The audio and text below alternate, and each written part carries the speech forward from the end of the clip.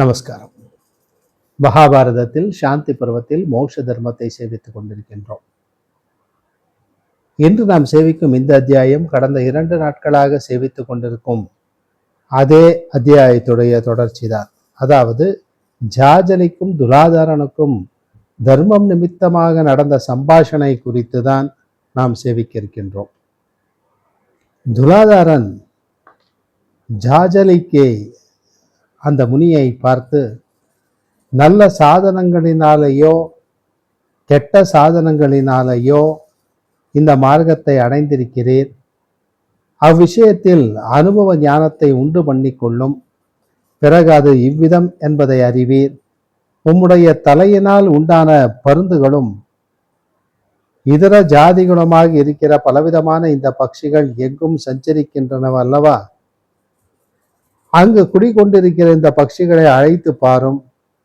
உம்முடைய சரீரத்தில் எங்கும் கைகளாலும் கால்களாலும் பற்றி கொண்டிருந்த இவைகளை யோசியும்.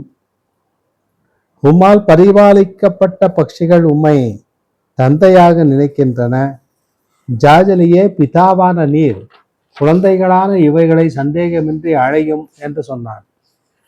உடனே அந்த ஜாஜலி தர்மத்தினால் அந்த பட்சிகளை அழைக்க அவை தர்மத்தை பற்றிய வார்த்தைகளால் மறுபடியும் மறுமொழி சொல்ல ஆரம்பித்தன.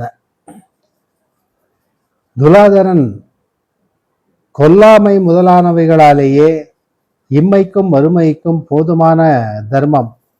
கொலையானது ஸ்ரத்தையை கெடுக்கும். அது கெட்டால் அந்த மனிதனை கெடுக்கும். லாபங்களில் சமமானவர்களும் ஸ்ரத்தை உடையவர்களும் அடங்கினவர்களும் சாந்தமுடையவர்களும் இது விதி என்று யாகத்தை செய்கிறவர்களுமாக இருப்பவர்களுடைய யக்னங்களும் ஒரு காலம் அங்கீகரிக்கப்படாமல் போவதில்லை. ஸ்ரத்தையோவென்றால் சத்வகுணம் உள்ளவரும் சூரியனுடைய புத்திரியுமான தேவதை. ஸ்ரத்தையானது ஹவிசு, வாக்கு, மனம் இவைகளை உண்டு பண்ணுகிறது, பரிபாலனமும் செய்கிறது. ஆகையால் வாக்கினால் கஷ்டமான மந்திர ஜபத்தையும் மனத்தால் நஷ்டமான தேவதாதியானத்தையும் ஸ்ரத்தையும் காக்கிறது. ஜாஜலியே, ஸ்ரத்தைக்கு குறைவினால் நஷ்டமானதை வாக்கும் மனமும் யக்னமும் ரட்சிக்கத்தக்கவைகள் அல்ல. இந்த விஷயத்தில் பழமையை அறிந்த பெரியோர்கள் பிரம்மாவினால் சொல்லப்பட்ட ஸ்லோகங்களை சொல்லுகிறார்கள். அவற்றின் பொருள், ஸ்ரத்தை இல்லாமல் சுத்தனாய் இருப்பவனுடைய பொருளையும் சுத்தமில்லாமல் ஸ்ரத்தையுள்ளவனுடைய பொருளையும் தேவர்கள் சமமாக நினைத்தார்கள். சுத்தனான லோபியனுடைய அன்னத்தையும் வட்டியினால் ஜீவிப்பவனான தாதாவினுடைய அன்னத்தையும் தேவர்கள் விசாரித்து இரண்டையும் சமமாக செய்தார்கள். அந்த தேவர்களை பார்த்து பிரம்மதேவர், நீங்கள் விபரீதமாக செய்தீர்கள் என்று சொன்னார். தாதாவினுடைய அன்னம் ஸ்ரத்தையினாலே பரிசுத்தம். ரிப்பணனுடைய அன்னம் அஸ்ரத்தையினால் கெடுக்கப்பட்டிருக்கிறது. வட்டியினால் ஜீவிக்கிற தாதாவினுடைய அந்த அன்னம் புசிக்கத்தக்கது. லோபியினுடைய அன்னம் புசிக்கத்தகாதது. ஸ்ரத்தை இல்லாதவன் ஒருவரே தேவர்களுக்கு ஹவிஸை கொடுக்க தகுதி இல்லாதவன். அவனுடைய அன்னம்தான் புஜிக்கத்தக்கதில்லை என்று தர்மத்தை அறிந்தவர்கள் நினைக்கிறார்கள். அஸ்ரத்தையானது கொடிய பாவம். ஸ்ரத்தையானது பாவத்திலிருந்து விடுவிக்கிறது.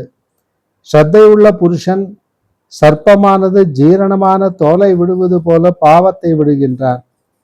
ஸ்ரத்தையுடன் கூடின தோஷ விருத்தியானது பரிசுத்தம் செய்கிற கர்மங்களுக்கெல்லாம் மேலானது. எவன் ஆச்சார கோஷமில்லாமல் ஸ்ரத்தையுடன் இருக்கிறானோ அவன் பரிசுத்தனே. அவனுக்கு தவத்தால் செய்யக்கூடியது என்ன இருக்கிறது? அனுஷ்டானத்தினாலும் என்ன, ஆத்மாவினால் தான் என்ன? இந்த புருஷன் ஸ்ரத்தையே உருவமாக உடையவன். யார் எந்த ஸ்ரத்தையுடன் இருக்கிறானோ அவன் தன்மையாய் உள்ளவன். இவ்வாறு தர்மமானது தர்மார்த்தங்களை கண்ட பெரியோர்களால் நன்றாக சொல்லப்பட்டிருக்கிறது. நாங்கள் தர்மத்தை அறிய விருப்பத்துடன் தர்ம தர்சனர் என்கிற முனிவருடைய தர்மத்தை அறிந்து கொண்டோம். அறிவில் சிறந்தவரே ஸ்ரத்தையை வைக்க கடவீர், அதனால் எது பரமோ அதை அடைவீர் என்று சொல்ல, ஜாஜலி, வைசியரே, நாங்கள் முனிவர்களுடைய தத்துவத்தை கேட்டதில்லை.